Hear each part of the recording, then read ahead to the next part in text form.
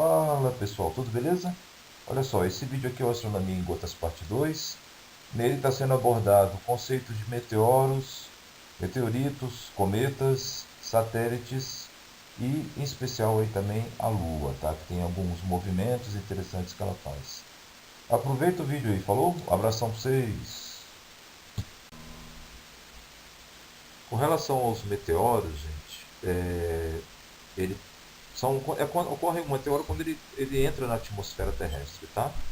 Se um asteroide entra na atmosfera terrestre, ele vai ter duas classificações. Ele pode ser um meteoro ou um meteorito. Meteoro corresponde justamente quando esse objeto rochoso ele entra na atmosfera de um planeta, pega fogo e acaba desintegrando. Não chega a tocar o solo. Ele se desintegra na própria atmosfera do planeta devido ao atrito dessa atmosfera. Agora, quando uma parte desse meteoro toca no solo, chega até o solo, ele passa a se chamar meteorito.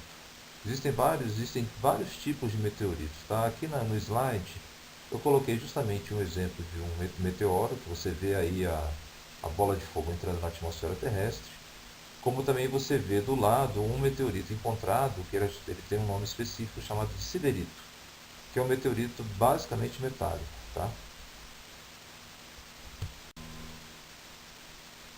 Ah, Marcelo, deixa eu lhe perguntar, um cometa não pode ser um asteroide? Não, gente, asteroide é corpo rochoso. Cometa, ele é um astro iluminado, assim como o asteroide é um astro iluminado, né?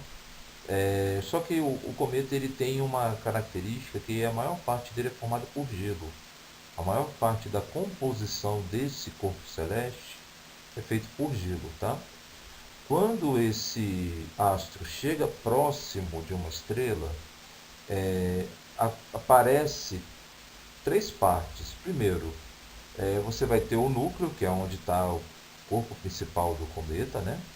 Ao redor dele começa a formar uma cabeleira que é como se fosse um derretimento desse gelo, transformando não em água, mas passando direto para o estado de vapor, tá? E ao redor dessa cabeleira, que também é conhecida como coma, forma-se uma cauda, que é justamente esses gases que são desprendidos dessa cabeleira e do cometa, no caso do núcleo, tá? Basicamente, esses gases são formados por aquilo que compõe a água, os elementos químicos que compõem a água, que é o hidrogênio e o oxigênio, tá? O caminho que esses astros realizam ao redor do Sol não tem uma órbita similar à órbita dos planetas do Sistema Solar. Eles apresentam órbitas muito excêntricas. O que é isso? Elas são órbitas que são muito maiores do que os dos planetas do Sistema Solar. Muitas das vezes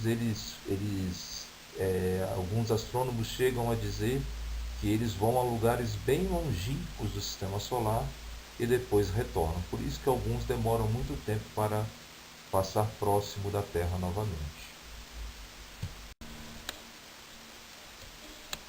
Com relação aos satélites, gente, são corpos celestes iluminados por uma estrela, tá? Só que eles orbitam um planeta. No sistema solar que nós estamos aqui, nós temos um total de 8 planetas, né? Desses 8, 6 têm satélites. Dois não apresentam, que é Mercúrio e Vênus. Os demais, todos eles apresentam, tá? Aí eu coloquei algumas luas de Júpiter, né? Júpiter, pela última contagem que foi feita, tinha 62 satélites, tá? Mas esses aí são os principais porque esses foram os que foram enxergados pelo Galileu Galilei, quando ele aprimorou uma luneta e ele, ao observar Júpiter, ele conseguiu enxergar com a luneta dele essas luas, né? Também são chamadas de luas galileianas, né? Em homenagem a Galileu Galilei. Se você em casa tiver um binóculo, tiver uma câmera com zoom, né? Algum objeto que tenha uma lente que consiga melhorar a visualização das estrelas, você consegue ver as luas galileanas de Júpiter, tá? Lembrando que são objetos iluminados, não são objetos luminosos, ok? Aqui agora vamos falar um pouquinho do nosso satélite, o satélite da Terra, que é a Lua, tá?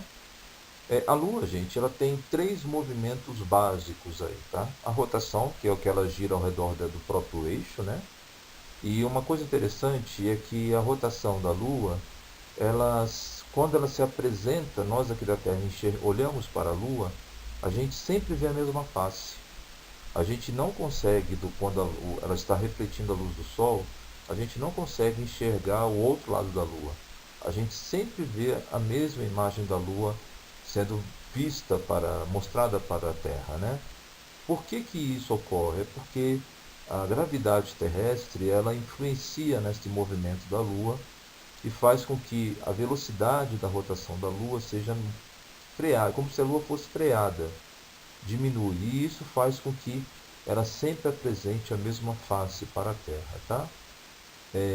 O outro movimento que existe é a translação, que é o movimento que a Lua acompanha a Terra no processo ao redor do Sol, né? Ou seja, a Terra gira ao redor do Sol. Esse movimento também é chamado de translação. E a Lua também realiza a translação porque ela acompanha a Terra nesse movimento. E existe um terceiro movimento que é o chamado de revolução. A revolução é justamente o movimento que a Lua faz ao redor da Terra, tá? Ou seja, a Lua gira em torno do próprio eixo, ela acompanha a Terra no movimento que a Terra faz ao redor do Sol e ela também faz um movimento ao redor da Terra. Esse movimento que ela gira ao redor da Terra é chamado de revolução, tá? E é esse movimento que provoca as quatro fases da Lua, tá? As quatro fases da Lua são aquela que ela fica toda branca, que é a que aparece como lua cheia, a lua quarto minguante, que é quando metade da lua está iluminada e a outra metade está sombreada, a lua nova, que é quando ela está sombreada, e a lua quarto crescente, que é quando uma outra parte, que é a parte do oeste, está iluminada e a parte do leste está na sombra. Detalhe, viu, gente? Na prova, muitas das vezes, da OBA, cai questões que aparecem, por exemplo, a lua naquele formato de lua em gancho que a gente já costuma ver em desenho, tá? Esse modelo não é quarto minguante nem quarto crescente, tá? A lua ela está num processo de chegar ao quarto minguante e ao quarto crescente. Quarto minguante e quarto crescente é quando metade dela está iluminada e a outra metade está escura, tá? Então sempre vai ser dessa forma. É bom você lembrar que crescente ela vai crescer, ela vai virar a lua cheia. Minguante ela está apagando, ela vai virar nova, tá? Então quando você vê a lua, a parte iluminada da lua no sentido da parte oeste dos pontos cardeais, isso quer dizer que ela vai aumentar, ela vai crescer, então ela vai virar lua cheia. Quando você vê a parte leste iluminada e a parte oeste na fase escura, é porque ela vai apagar, vai virar a lua nova, ela vai ficar à frente da Terra, entre a Terra e o Sol. Aí você pode falar, não vai gerar um eclipse? Não, porque aí a órbita da Lua ao redor da Terra, ela tem uma certa inclinação, em alguns momentos específicos, a sombra da Lua acaba provocando o eclipse, não é sempre não, tá? Bom pessoal, vou ficando por aqui.